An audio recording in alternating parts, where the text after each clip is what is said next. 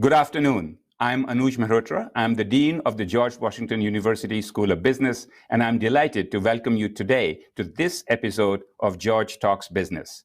I want to take this opportunity to thank all of you for joining us today, especially those who have been serving at the front lines of the pandemic. Thank you for all your work. I also want to give a shout out to our latest alumni, the class of 2020.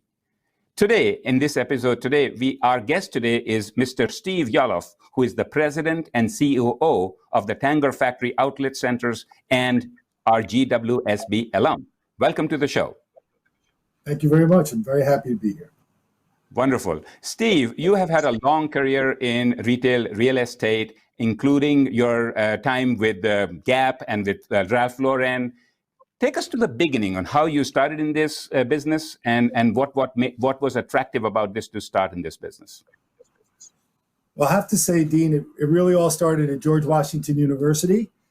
It goes back to a real estate finance class that I was able to take my junior year with Professor Bill Handorf.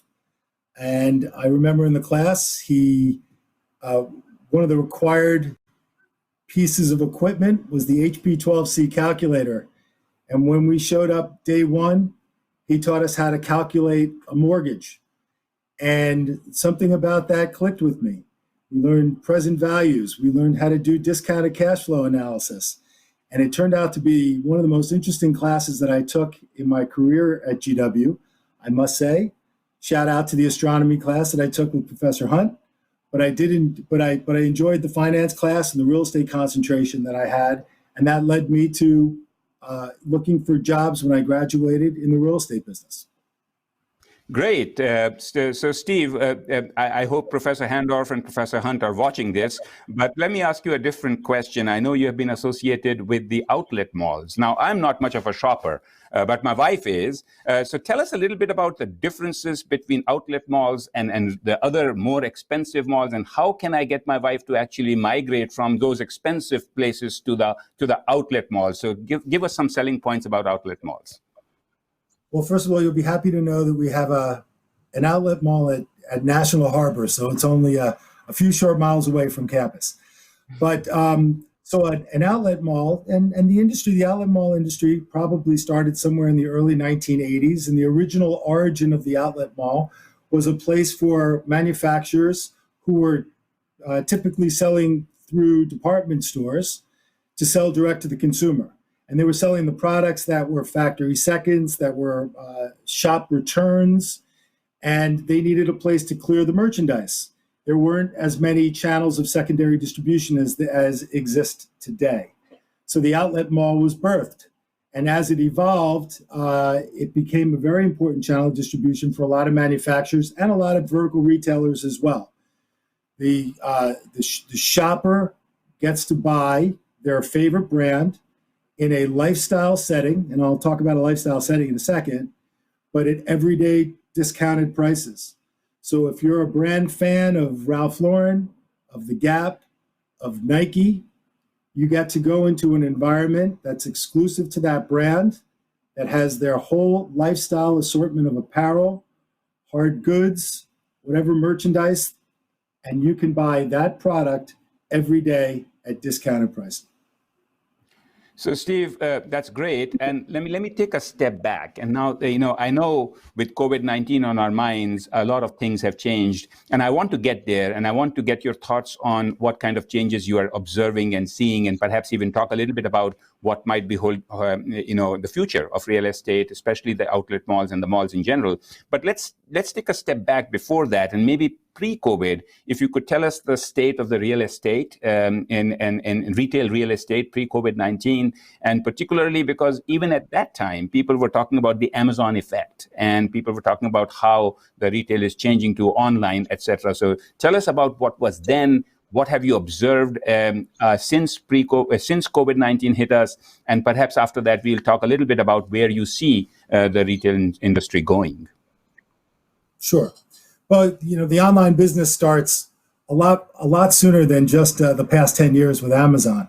You can go back to the Sears robot catalog. I mean, there was always alternative ways for people to purchase product, and typically online only was a telephone line back then. And that catalog would come to everybody's home. You'd pick up the phone, you'd order what you wanted, and it would get delivered to you. Same concept. The only difference is the Amazon concept today gives you a better way of perhaps browsing online. So that channel's always existed, and it's always been one that's been embraced by full price retail. In fact, there's a word for it now. We all refer to omnichannel retailing. And omnichannel retailing is pretty much the secret for successful retail these days. For a retailer to be omnichannel, they have their online distribution, they have their full price distribution, they have their outlet distribution. And what makes a brand omni is that there's a seamless interaction between the three of those different channels of distribution. So what we're seeing and what we have seen, the novelty of Amazon and the novelty of online retail for a lot of retailer brands has really gone mainstream, and even more so, I would say, in the current environment. But it was something that, as a retail company and also as a developer of retail real estate, it's something that we've had to embrace ourselves. So we see, folks will say that they've seen traffic numbers down in some of the malls, but they've seen conversion rates up. What that means is maybe fewer people in the mall at any given time, but the retailers are experiencing more people coming in actually buying. So the effect of omni-channel retail there is that many people are using the internet or an online site to do their window shopping. And then when they've decided what they want and they have done their shopping or planned their trip, if you're looking for a particular pair of shoes to wear to your tuxedo for a graduation party, you may be able to limit that down to 2 or 3 stores online so that when you go to the mall, there's a higher likelihood that when you walk into the store that sells that particular product, you'll ultimately transact there. Conversion rate up, perhaps traffic in the store down, because that window shopping trip now is typically being done online. So, Steve, you've given me a very interesting parallel here I'm seeing even in higher education. We always have thought about, for example, online classes and people wanting those online instruction as being very separate from people who are interested in face-to-face. But more and more we are seeing, at least here, that people have been choosing certain classes which are online and certain classes which are face-to-face. And now we are imagining the post-pandemic world where we may end up having classes where there is some segment of students who are constantly in every class online, and every class they are also face-to-face, and how best to be able to create that omni-channel, that brand, which is an experience where people can have the similar experience or even better experience by having those channels combined. So what I am surmising from what you're commenting in the retail industry is that this is really about branding, this whole idea of being able to take that same brand and use different channels to potentially also help boost each of those channels, and using one channel to boost the other channel, for example. So can you give us an example perhaps on where that strategy in your mind has really worked well for a brand, and perhaps where it could have been better, and maybe not necessarily in the retail industry, but somewhere else where that strategy has not worked as well using the different channels for something like this? Sure. Well, first of all, the uniqueness of the outlet business. Typically in an outlet store, the thrill of shopping in outlets is the hunt. And the fact that it's a lot of folks kind of refer to it as a treasure hunt, where you don't really know what you're going to find when you show up and go to a Ralph Lauren store. You may find a whole rounder in the back of the store of cashmere sweaters at a value price, something that you've always wanted. And there it is, live right in front of you. Because of the speed at which product enters into the outlet channel, there's never really been a single place where an outlet customer can go online and plan their trip. So the online experience sort of allows for that. And we're embracing it as a brand ourselves.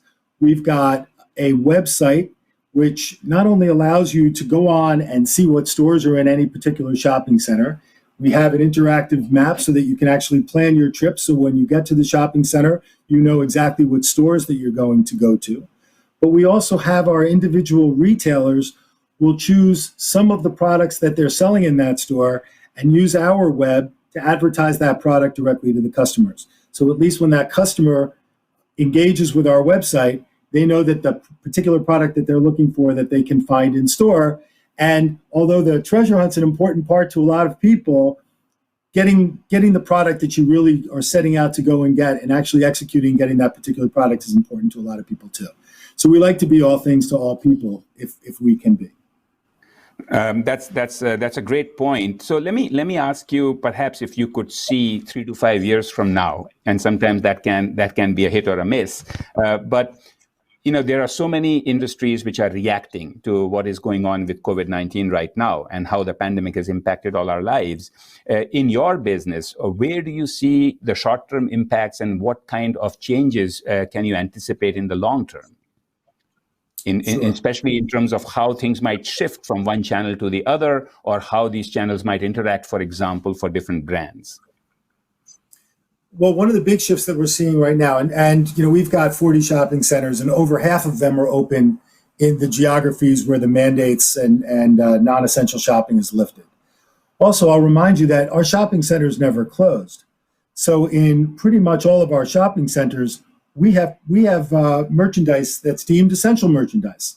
In some instances, we have a company called Uniform Outlet that sells the uniforms for people that work in hospitals and emergency rooms, et cetera. So product like that is deemed essential, as well as food. And we have great food services in a lot of our shopping centers. And as you know, a lot of takeout food has also similarly been deemed essential. But where before the mandates have been lifted and folks were allowed to actually shop in store, there was this phenomenon called curbside. And curbside is something that a lot of people have been doing for years and years and years, but it's really never taken on the effect that it's taken on today. So a curbside shopping experience is a customer can engage with the retailer either online or by picking up the phone and making a call, ordering the products that they want. The products are then, the shopper arrives on site in a designated area. The customer service representative brings the packages out and sets them in the car of the consumer, and that consumer ultimately gets that instant gratification that comes with wanting something today and buying it and actually bringing it home on the exact same day. I think curbside shopping is here to stay. Well, that's an excellent point, because I have been myself using curbside pickup for a variety of things. So I can see that as certainly an emerging trend. Appreciate that. Let me change gears a little bit here, Steve. You have been, of course, in real estate business and finance business for a very long time, and you have, I'm sure, seen and done many, many deals. And I am, as an academic, always curious and always entertained by some of the personalities that come with deal makers. And I would love to hear some potential anecdotes that you might have, which might be interesting and educational for us. Sure. Well, here, I'll give you the first one. So how about this? One of the first professors I had in the business school when I was at GW was I think he was the dean of students at the time too. His name was Paul Malone. He used to call himself Small Paul from down the hall. As you before you actually gave your presentation or your answer, he would say, well, what does success look like? And he always wanted you to think about, whenever you presented a case or presented a business idea to him, not just a great idea, but a successful idea. Well, one of the stories I often tell is my first experience as a real estate person in sales. I grew up in the transactional real estate side.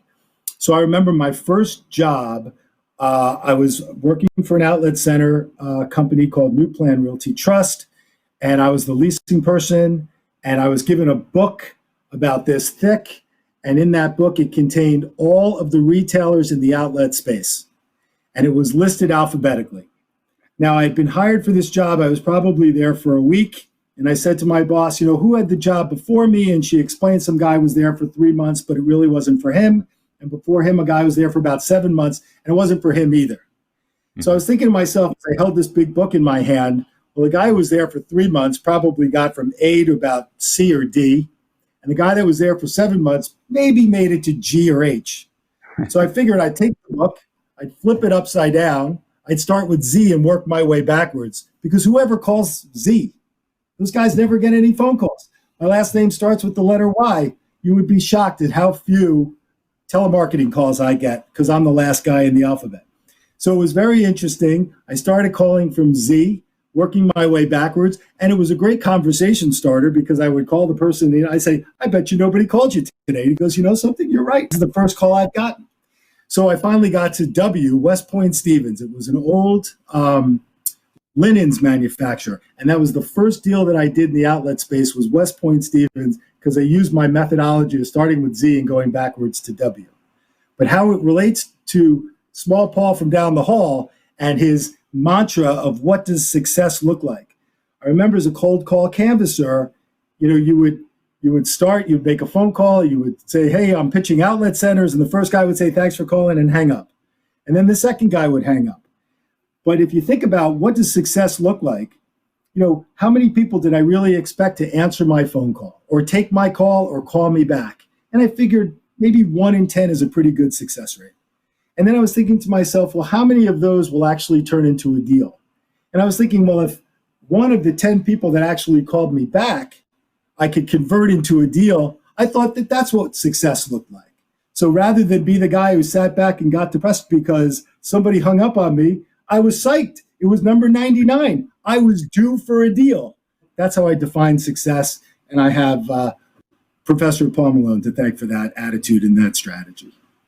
Well, thank you, Steve. I can go on and be entertained by some of these wonderful stories, but I want to switch gears just a little bit more. And, Sure. In real estate, of course, I've heard that it is about location, location, location. Also, sometimes when you take leadership positions or new leadership positions, it could be about timing, timing, and timing. So I want to kind of think a little bit with you here about you just took on this role of being president and COO, and I'm not even sure whether you were able to physically start your role or you had to start virtually because of COVID-19. So tell us a little bit about that and how was that and how did you adjust to that and how do you adjust as a leader going into an organization where you potentially have not had a chance to be able to really see people face to face? Well, great question. Well, first of all, I have to say I took this leadership role in the outlet space, a business that I've spent my entire career in. I know the retailers, I know the landscape. My opportunity to be a leasing person and do the cold call canvassing back in the days of New Plan Realty Trust. I think I started to build relationships back then that I still have today. The opportunity from there, I went to work at the Gap. And I had the opportunity there to do a lot of outlet deals. When I went to Ralph Lauren has one of the bigger outlet programs. And not only did I do outlet deals, but I got to do them globally. So I really had an opportunity to see the outlet marketplace in Europe, in Asia, and in South America, as well as the United States. When I left Ralph Lauren, I went to Simon being the biggest mall owner in the country. And I had the opportunity to run the outlet business at Simon.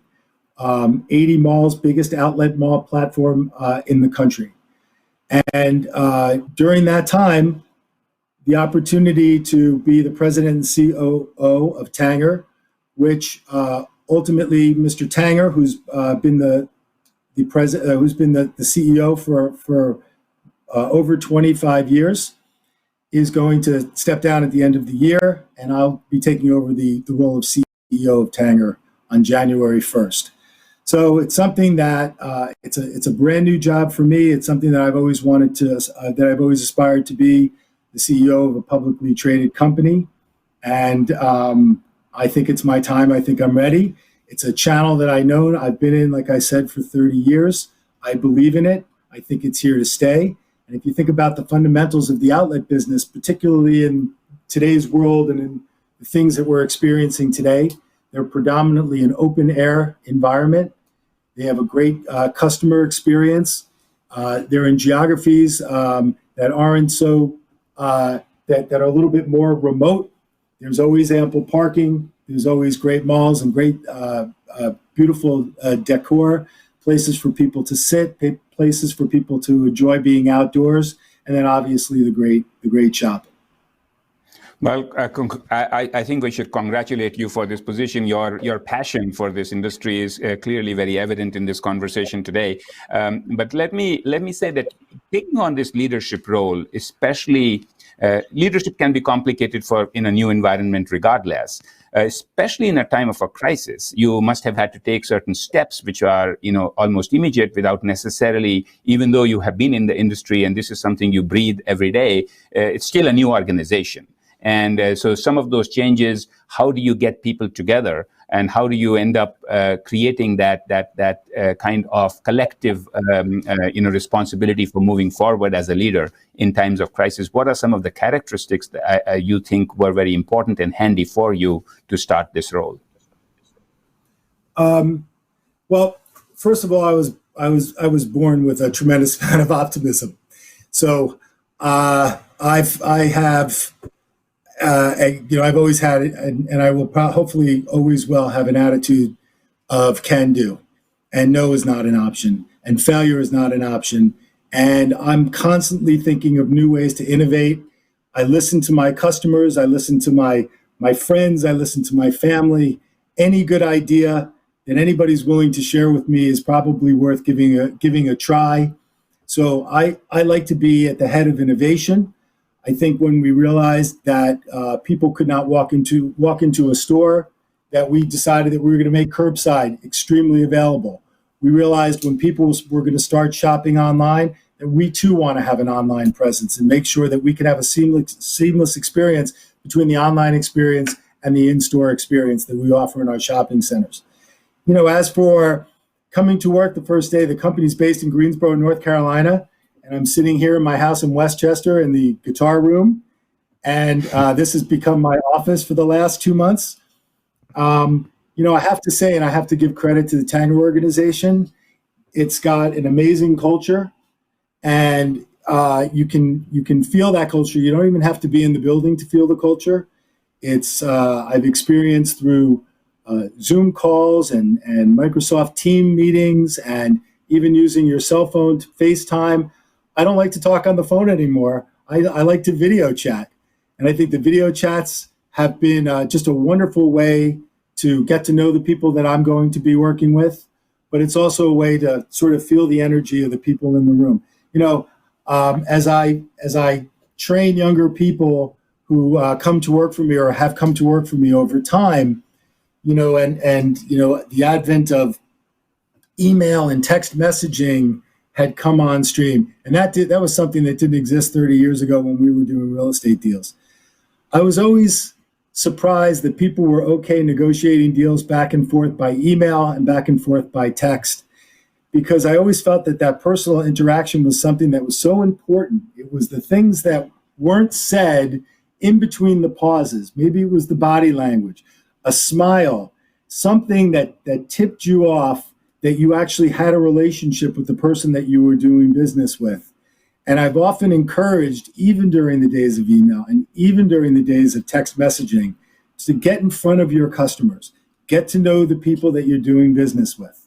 30 years later, my friends are the people that are running the companies. They're running the retail companies. They're running the other real estate companies. We have a great exchange of information. We didn't realize 30 years ago when we were starting out on this journey that we would be the leaders of the future. We're fortunate to be in the positions that we're in today, but we're also fortunate to have each other. We share information. We certainly keep some of our cards close to our vest, but at least we work together as an industry. And I think the relationships that you build over the journey are the most important ones. And one of the secrets to success is the people that you bring with you. So, I'm pretty proud of the folks that I've developed and where they've ultimately landed in their career.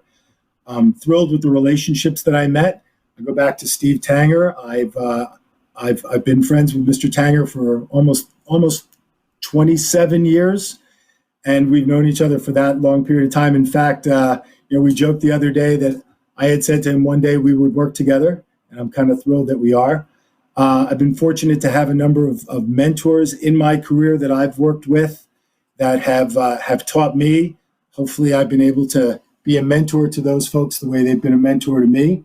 But if I could just sort of give a quick, shout out, if you will, to some of the people that really meant a lot to me in my career, and they are, Mickey Drexler at the Gap, Roger Farah, who I reported to, or Ralph Lauren himself, who I had the opportunity to work very closely with, and David Simon, who's gave me a great opportunity at Simon, and I'm extremely thankful.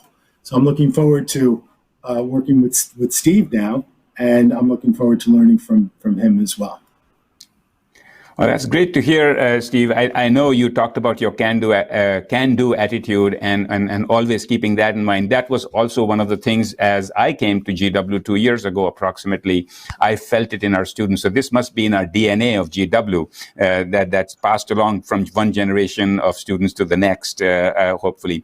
Let me turn to a personal side right now. This is a time when you are an energizing and an energizing person who also derives energy from meeting with people and talking to people. And you are in this strange world right now of a lockdown. How do you keep your energy? How do you keep your health, both physically and mentally?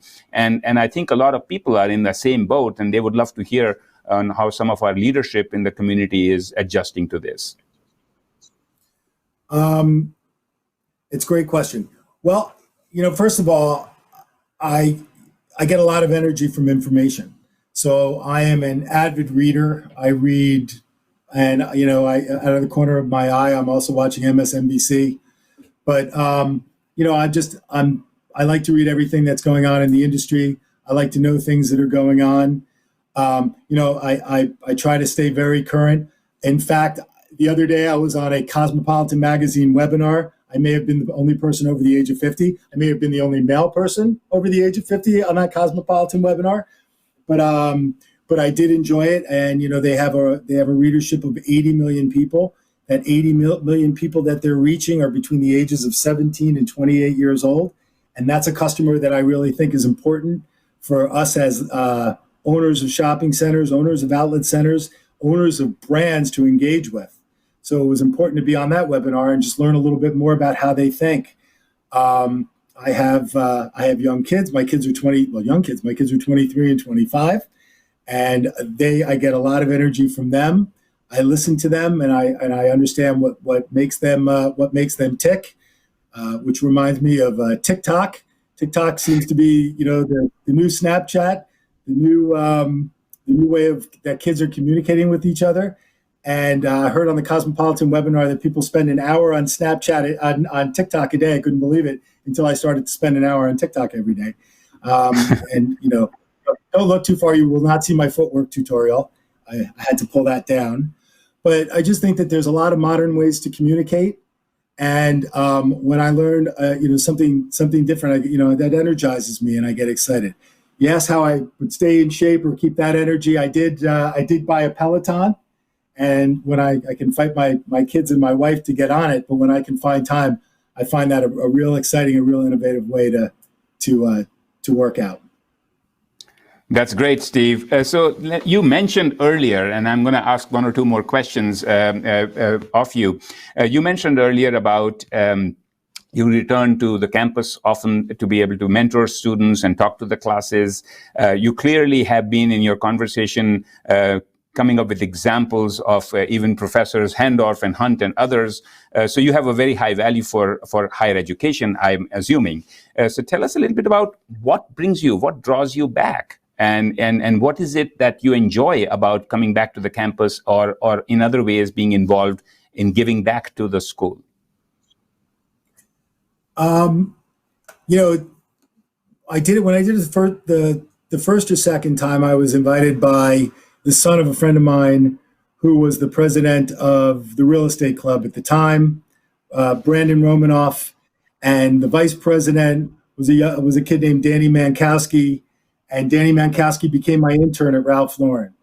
And through that relationship, and he was, call him a generation younger than me, but here's somebody who I became friendly with and am friendly with to this day. I get great energy from young people. I'm in a business where people of all ages are my customer. If I allowed my business to simply grow up with me, I would only be speaking to my peer group. And I think it's important to have relationships with people. And it's important to have relationships with younger people and understand younger ideas and things that people are doing. I've one of the things that I've always, and thank you for giving me the opportunity to speak to you about some of the mentors that I've had in my business career. But, when somebody refers to me as a mentor to them, that's the biggest thrill for me. And, I shared with you a little bit earlier that some of the folks that I've actually hired or have been assigned to me or have worked with me over the years have really grown in the real estate business and taken on some big jobs. And to see those folks in those jobs, that's an amazing thrill. And I'm so excited. I'm excited to see them do great things. I'm excited to watch Brandon Romanoff, who now works for one of the biggest real estate development companies and acquisitions in New York City. He's really developed quite the name for himself and quite a reputation. And, whether I inspired him to go into the real estate business or not, I think that the real estate business, particularly in New York, is a much better place because of kids like Brandon Romanoff and others that I've met along the way. So I take a lot of energy from those that gave the time and gave me the opportunity. And to me, I feel like that's my duty to give back and share some of the examples that I've had and some of the experiences that I've had. And, as Rob Valero will tell you, though, I'll give those talks. I'll talk predominantly about the transactional real estate business, which is a very fancy way to say real estate sales, but that's what it is. And that's how I grew up. And that's the business that I learned. And that's the business that put me in the seat that I'm sitting in today. And I really owe a lot to the individuals that gave me the opportunity in my first jobs in sales. And any opportunity to share the secrets and give back, particularly to kids at GW, because I know they'll do masterful things with it, I'm willing to share. Well, Steve, it has been such a pleasure talking to you. I'll give you one final question and one final chance to be able to address our students in particular, especially students who are graduating in this part, in today's world.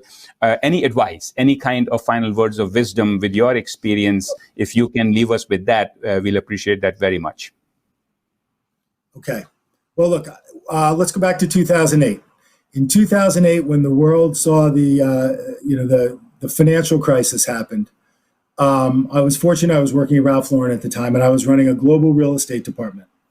And I remember at one point, as some of the biggest investment banks were starting to shut down and lay people off in droves, I was receiving resumes by the hundreds. And most of the resumes that I was receiving were folks in the real estate business. But the one thing that came to me was I got very few resumes of people who had transactional real estate experience on their resume. And it occurred to me that in times like this, in times of trouble, in times of slowdowns, in times of crisis, what real estate companies need are people who understand how to generate revenue. They're not looking to add expense. They're looking to add revenue generation. So if you come and you want to come to GW and listen to my next talk, I'll tell you, I will extol the virtues of revenue generation. I'll say it, that's a fancy way of saying real estate sales. It's leasing, it's transactional, whether it's office, whether it's retail, whether it's industrial. Real estate companies, they can build the most beautiful building in the world, but it has absolutely no value whatsoever unless it's leased. And that's where the real estate, to me, that is the best entree for people to get into the real estate business. I've said my entire career, the hardest thing to do in business is to get people to part with their money. And if you can master the skill, and it's a skill, you can master the skill of being a good salesperson, and you can convince people to buy your product, whether it's real estate or it's a pair of shoes. That's what this world needs today. People who understand how to sell. And thank you, Steve. It was very entertaining talking to you. Thank you again for taking the time to join us today. And thank you to all of you who joined us online today for this session of George Talks Business. I also want to invite you to our next session on June 1st. And our guest then will be Jane Morris, who is the founder and CEO of To The Market. Most recently, Fortune magazine named Jane as one of the world's 25 greatest leaders, heroes of the pandemic. I hope to see you all next time on June 1st. Until then, please stay safe and be healthy.